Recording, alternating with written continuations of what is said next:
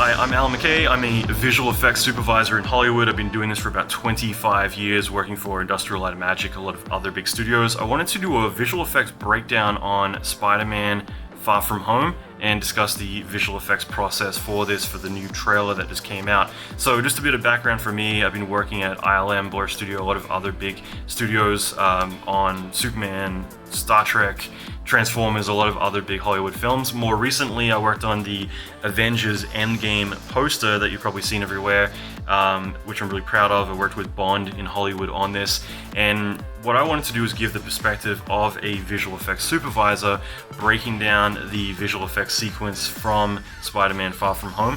Now, typically as a visual effects supervisor, you worked directly with the producer and the director. You're responsible for all of the visual effects sequences in the film, and you collaborate with all the other vendors on creating all of this stuff. So this is something I thought that as a spectator, it would be really fun to discuss the process and break it all down. Obviously, this is a teaser, so there's only really a couple of visual effects shots in here, but I still thought it'd be interesting to give my 2 cents on the visual effects process and talk a little bit about it. So that being said, let's dive in.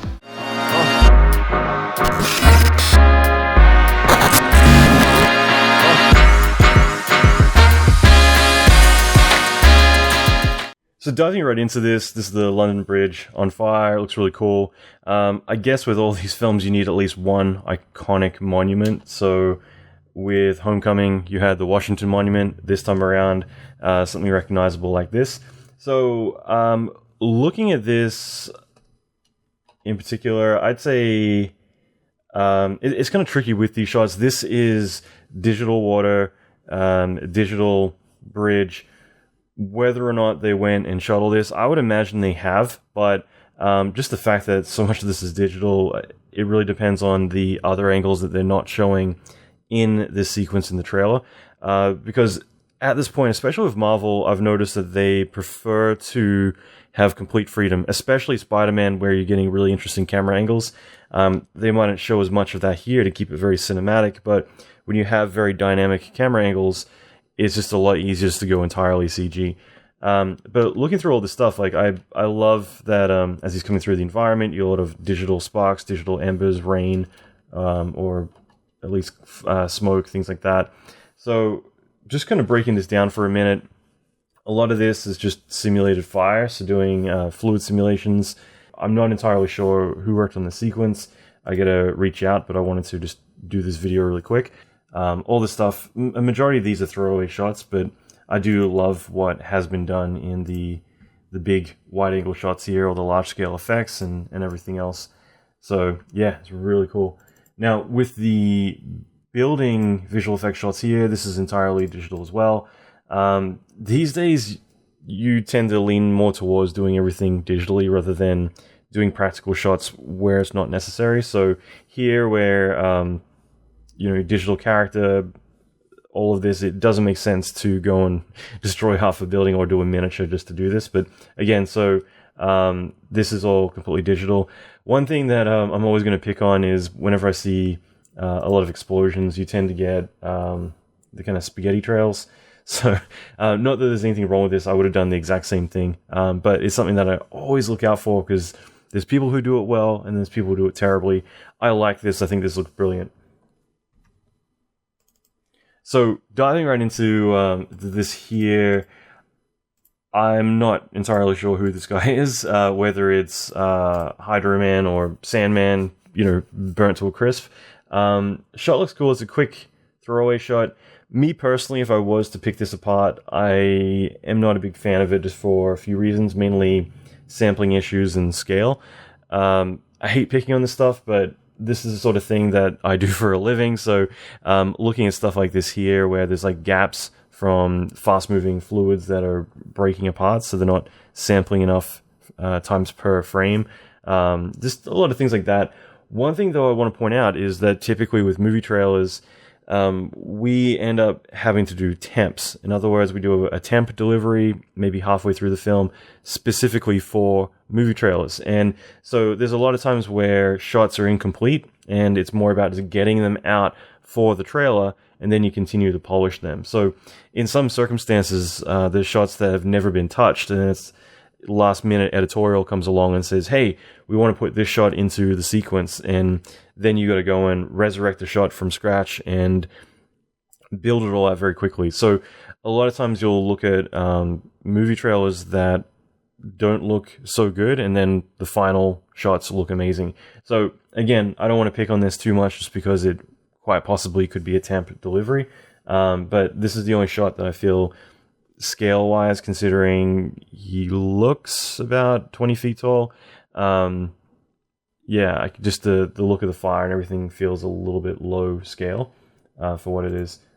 So one other throwaway shot, and I could tell that I love that they kept the story kind of very linear rather than trying to jump around a lot and show a lot of action. They don't need to do that. It's Spider-Man, so people are already sold on, yeah, this is going to be a cool movie, I want to go see it. So the first half of the movie is kind of more tying in the story of like why they're in Europe, and then from there, the second half is all action. So there's a lot of quick cuts where I think they're just introducing as many characters as they can to really kind of make it feel like a storybook, what am I saying, a comic book, in terms of introducing as many characters as possible.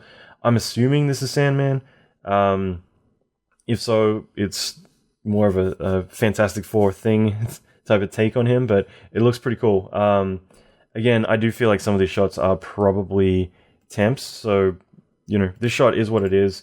It's nothing revolutionary, but it doesn't look bad either. I'd be interested just to see whether or not these are finals.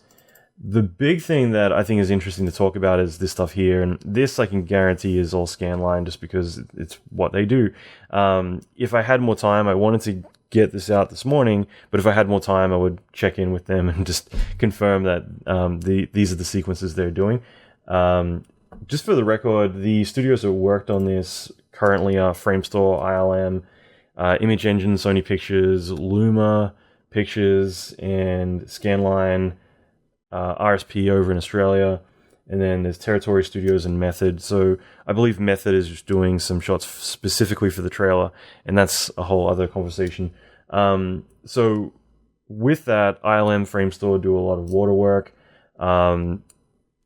What I would imagine for this, though, is it is Scanline. A lot of these studios I've had on the podcast, so I did a roundtable on my podcast with all the supervisors from Image Engine. I've had a lot of senior supervisors from ILM on the podcast, as well as supervisors from Scanline and a lot of other big studios too. So if you're ever interested in learning more about the visual effects process, I've got a lot of the supervisors who work on this film on the podcast talking about other projects they've done. So just going through this really quick, I'm assuming this is Hydro Man. One of the most difficult things to pull off in the past, and it's kind of how Scanline, was able to kind of break in so well and make an impact in Hollywood, is doing large-scale water simulations. So if you think of San Andreas and a lot of other big films like that, they're responsible for the big tsunamis and other water effects. So doing something like this is a bit of a no-brainer. I love this stuff. I think they've done a really good job. Again, I feel like some of this stuff might be temp, but it looks cool.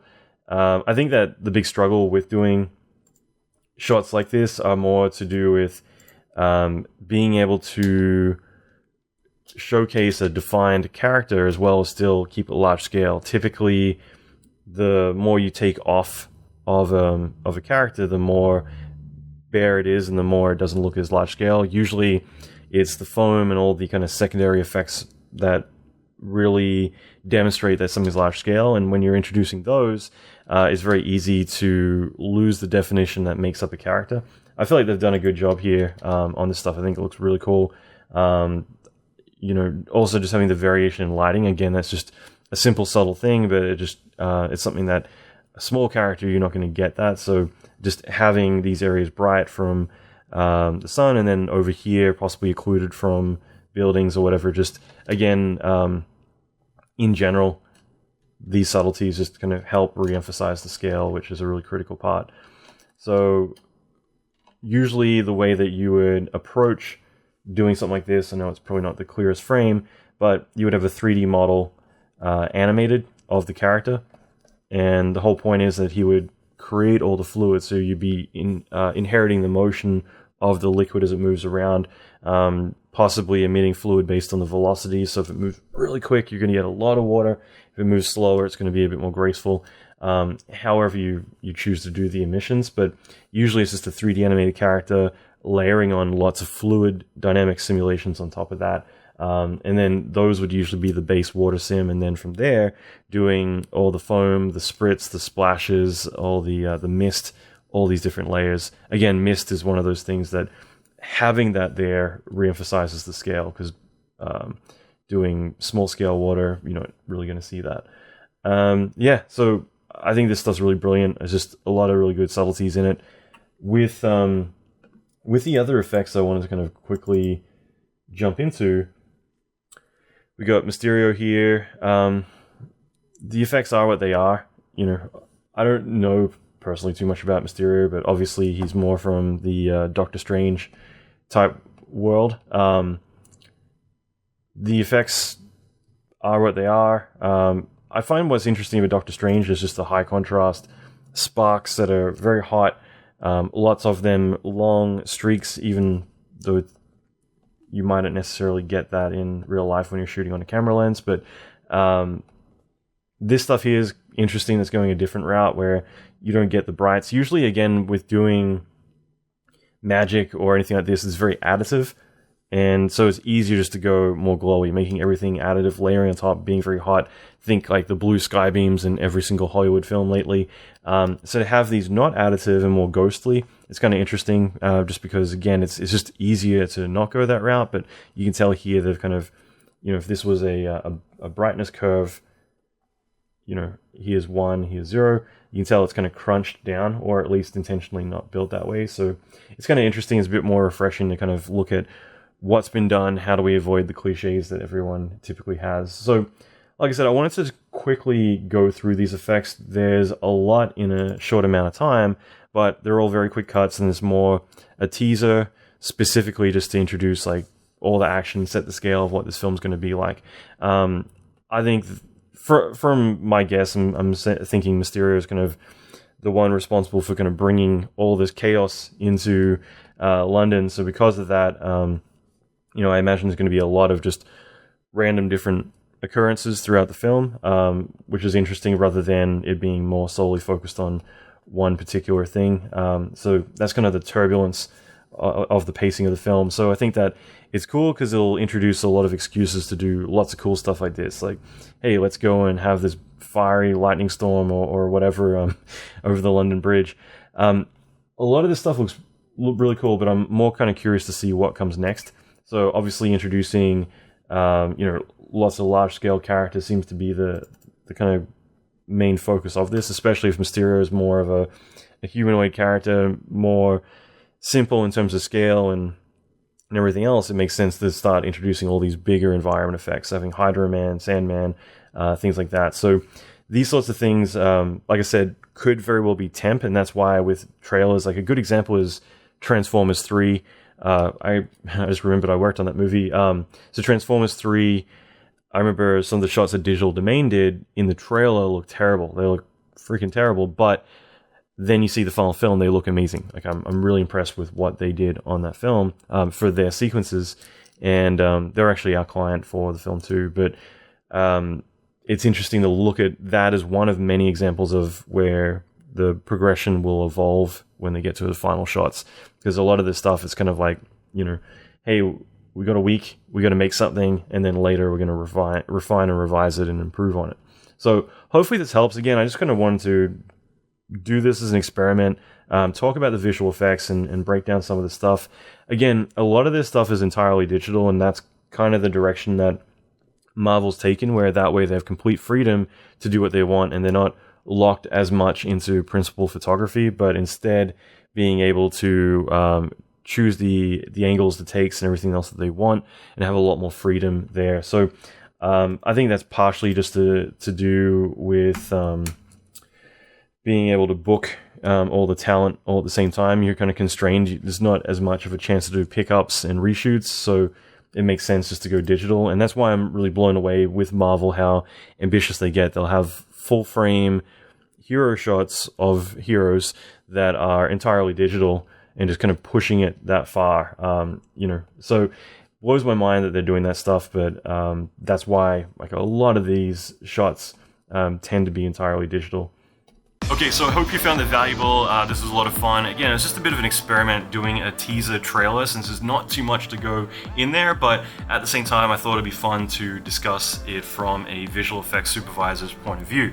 Now, that being said, I've got a new VFX case study coming out later this week. I'm going to be breaking down in depth Avengers Infinity War, discussing the visual effects process for all of this, which was a lot of work because it's such a massive animated CG film as far as I'm concerned. That being said, that's going to be out later this week. If you did find this valuable, if you are interested in seeing more of this, as well as you're interested in getting into visual effects, I've got a lot of videos on how to get a career in film. So either way, if this is something that does interest you, feel free to subscribe.